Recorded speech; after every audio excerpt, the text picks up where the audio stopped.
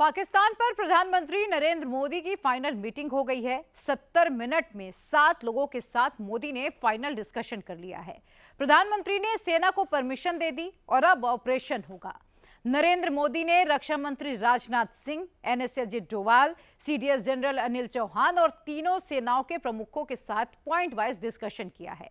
Army के, navy के और एयरफोर्स के जितने भी सवाल थे, उनका जवाब नरेंद्र मोदी ने खुद दिया। इसके बाद मोदी ने सेना को ऑपरेशन करने की सारी परमिशन दे दी है। प्रधानमंत्री ने कोई टाइम लिमिट भी तय नहीं की, यानी कि ऑपरेशन कब होगा, कहां होगा, कैसे होगा, किस इंटेंसिटी का होगा, यह सब कुछ सेना को तय करना होगा। पाकिस्तान पर अब कोई मीटिंग नहीं होगी, सीधा रिजल्ट दिखेगा। War ready. Yes, sir. How is the Josh? Hi, sir.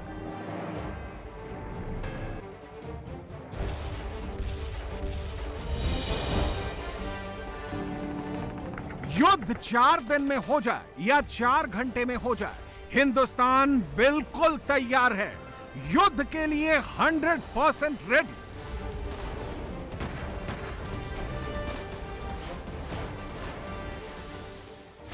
प्रधानमंत्री नरेंद्र मोदी ने अचानक मीटिंग बुला ली। रक्षा मंत्री राजनाथ सिंह, एनएसए अजित डोभाल और सीडीएस जनरल अनिल चौहान के साथ तीनों सेनाओं के चीफ को पीएम हाउस बुला लिया। यह वही हॉल है जहां 6 दिन पहले मोदी ने सीसीएस की मीटिंग ली थी। युद्ध के लिए हिंदुस्तान की सेना तैयार है, हिंदुस्तान की एयरफोर्स तैयार है, हिंदुस्तान की नेवी तैयार है, हिंदुस्तान के फाइटर जेट्स तैयार हैं, हिंदुस्तान की मिसाइलें तैयार हैं,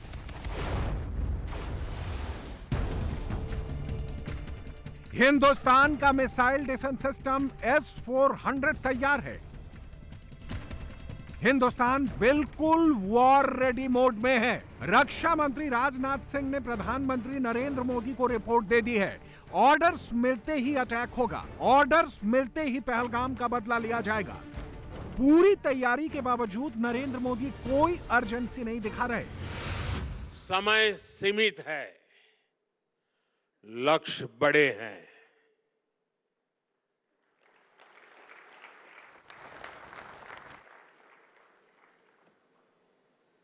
ये मैं वर्तमान स्थिति के लिए नहीं कह रहा हूं। 15 सेकंड के अंदर नरेंद्र मोदी ने पाकिस्तान के माथे पर पहले पसीना ला दिया, फिर धीरे से ठंडी हवा का झोंका मार दिया। एक बार फिर देखिए नई दिल्ली में मोदी का अंदाज़े बयां, जिसने पाकिस्तान का कॉन्फिडेंस हिला दिया। समय सीमित है, लक्ष्य बड़े हैं।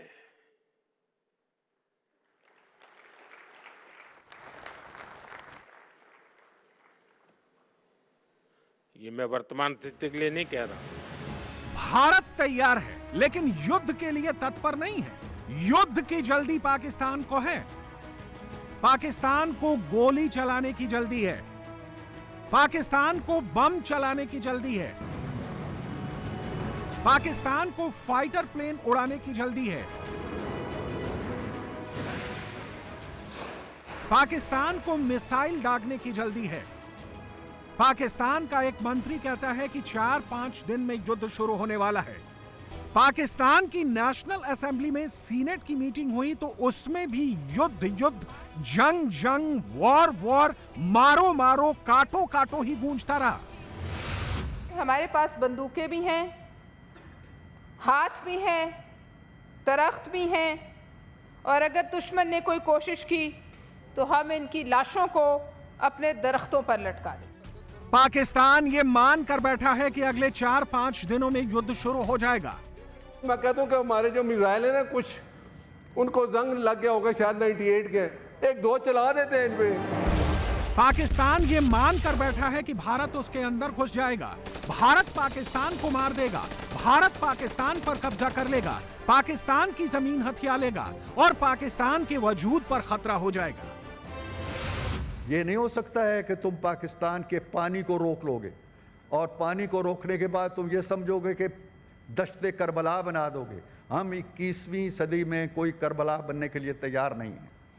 अगर एक पानी बिलावल भुट्टो साहब ने बयान दिया है और मैं उसकी तायीद करता हूं कि अगर हमारा पानी इन नहरों में, इन दरियाओं में नहीं बहेगा तो इसमें तुम्हारा खून बहेगा।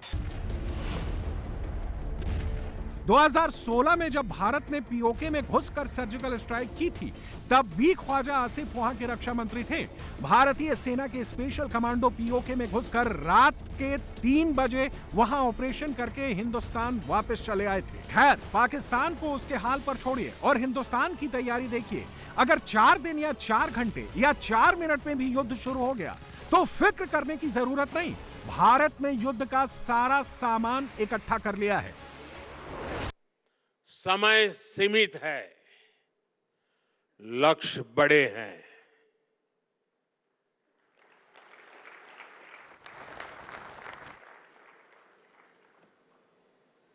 ये मैं वर्तमान स्थिति के लिए नहीं कह रहा हूं। कोई देश जब सोचता है तो दिन और घंटे नहीं छोड़ता। शीर्ष पर जब नरेंद्र मोदी जैसे नेता हो तो वो दूर की सोचता है। दूर की सोच कर ही नरेंद्र मोदी ने 2019 से ही जंग की तैयारी करनी शुरू कर दी थी। 2019 में पहले पुलवामा हुआ, फिर बालाकोट हुआ।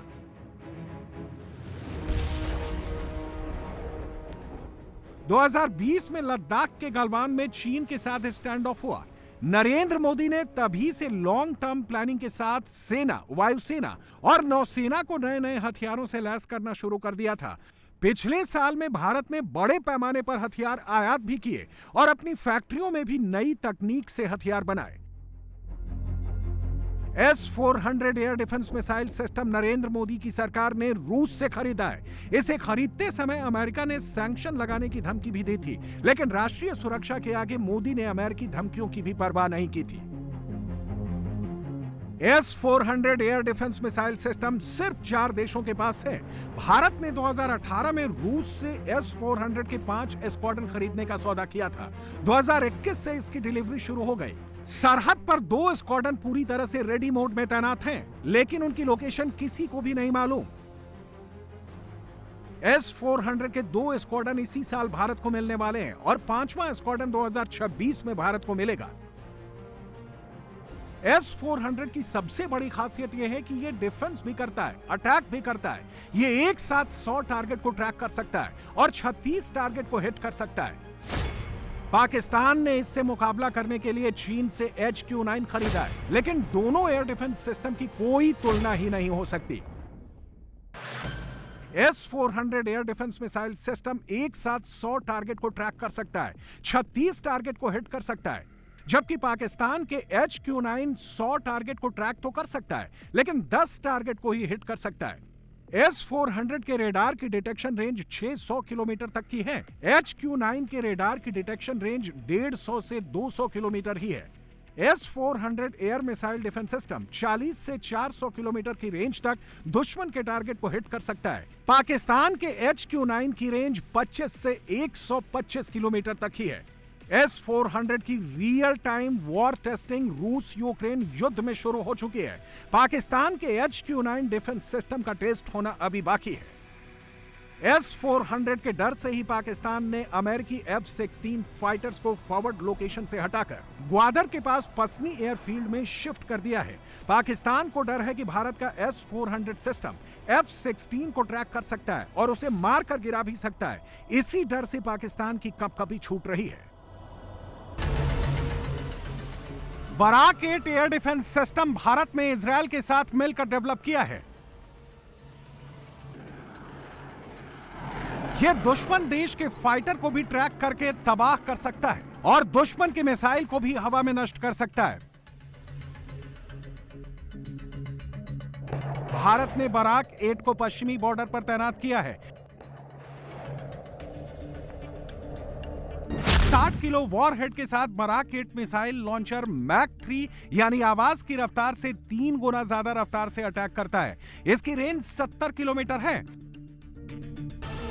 बराक 8 एयर डिफेंस सिस्टम तैनात होने का मतलब है दुश्मन का फाइटर प्लेन और दुश्मन देश की मिसाइल भारत की सीमा में पहुंचने से पहले ही 70 किलोमीटर दूर तबाह हो जाएगी।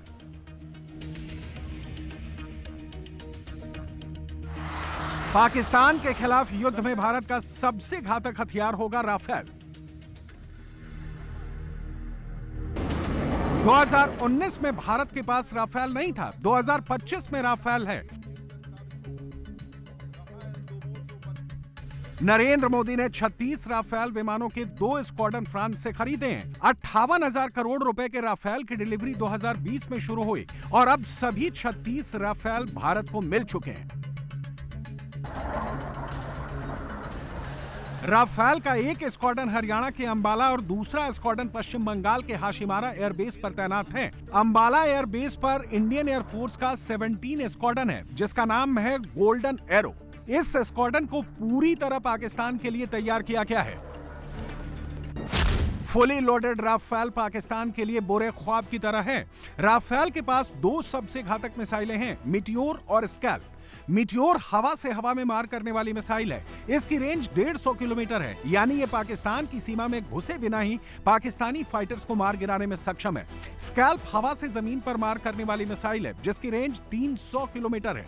एलओसी पार किए बिना स्कैल्प मिसाइल से रावलपिंडी के जीएचक्यू को तबाहो बर्बाद किया जा सकता है। राफेल पाकिस्तानी रेडार को चकमा देने में सक्षम है। यह 4.5 जनरेशन का स्टेल्थ फाइटर है। इसकी रेंज 3700 किलोमीटर है। नरेंद्र मोदी की सरकार नेवी के लिए 26 राफेल मरीन फाइटर जेट भी खरीद रही है, लेकिन उसकी डिलीवरी मिलने में अभी वक्त है। हम आपको वो हथियार दिखा रहे हैं जिनको भारत ने 2019 के बाद अपने जखीरे में शामिल किया है। इनमें विमान वाहक युद्धपोत आईएनएस विक्रांत भी शामिल है। आईएनएस विक्रांत इस वक्त अरब सागर में तैनात है। पाकिस्तान के कराची नेवल बेस पर हमला करना हो या पाकिस्तान की पूरी नाकेबंदी कर देनी हो, आईएनएस विक्रांत इसमें पूरी तरह सक्षम है। आईएनएस विक्रांत पर अभी MiG-29 फाइटर्स का बेड़ा तैनात है, जो पाकिस्तान की समुद्री सीमा को छोड़िए पाकिस्तान की जमीन पर भी बम गिराने में सक्षम है। राफेल मरीन फाइटर जेट आएंगे तो इसी आईएनएस विक्रांत पर उनका डिप्लॉयमेंट होगा। Nuclear power ballistic missile submarine INS Arighat को भी मोदी ने नेवी को दे दिया है। आईएनएस अरिघात को भारत ने खुद बनाया। आईएनएस अरिघात इस वक्त समुद्र के अंदर कहां है, इसका पता ना पाकिस्तान को है ना वो पता लगा सकता है। आईएनएस अरिघात की कुछ खूबियां जान लीजिए। आईएनएस अरिघात को 83 मेगावाट के न्यूक्लियर रिएक्टर से चलाया जाता है। इस सबमरीन की लंबाई 112 मीटर है। यह सबमरीन समुद्र की सतह पर 12 से 14 नॉटिकल मील और समुद्र की सतह के अंदर 44 नॉटिकल मील की रफ्तार से चल सकती है। इस सबमरीन का वजन 6000 टन है। इसमें 750 किलोमीटर तक मार करने वाली 12 स्वदेशी K-15 मिसाइलें लगी हैं। इसके अलावा 3500 किलोमीटर तक मार करने वाली 4 K-4 मिसाइलें भी लगाई जा सकती हैं। पिछले साल नवंबर में नेवी ने आईएनएस अरिघात से पहली बार K-4 मिसाइल का टेस्ट किया। K-4 3500 किलोमीटर रेंज वाली न्यूक्लियर कैपेबल मिसाइल है। इससे भारत की न्यूक्लियर ट्रायड कैपेबिलिटी और मजबूत हो गई।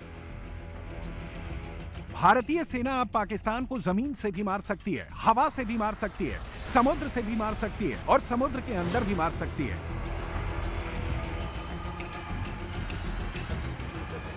पाकिस्तान के पास ना राफेल का जवाब है, ना आईएनएस विक्रांत का और ना ही आईएनएस अरिघात का। पाकिस्तान के पास राफेल के मुकाबले का कोई फाइटर नहीं है। पाकिस्तान का सबसे एडवांस फाइटर अमेरिका का F-16 है। पाकिस्तान के पास 75 F-16 होने का दावा किया जाता है, जो उसने 1983 में खरीदे थे। यानी पाकिस्तान का F-16 फाइटर 42 साल पुराना है। 2019 में विंग कमांडर अभिनंदन ने MiG-21 बाइसन से F-16 का पीछा करके उसे मार गिराया था, जिसके बाद अमेरिका ने पाकिस्तान को $45 करोड़ की भीख देकर उसके F-16 फ्लीट को अपग्रेड कराया।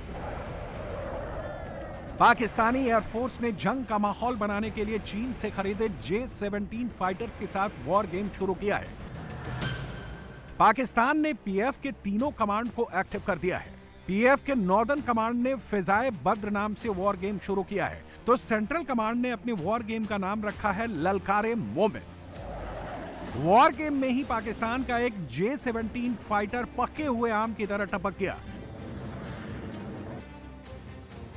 पाकिस्तान युद्ध चिल्ला रहा है, लेकिन युद्ध करने की ना तो उसकी तैयारी है और ना ही उसके पास युद्ध लड़ने का पैसा है। पाकिस्तान नेवी की क्या तैयारियां हैं वो इन तस्वीरों से साफ होती हैं। पाकिस्तान के पास कुल मिलाकर 5 सबमरीन्स हैं, लेकिन उनमें से 3 सबमरीन मेंटेनेंस के लिए डॉक पर खड़ी हैं।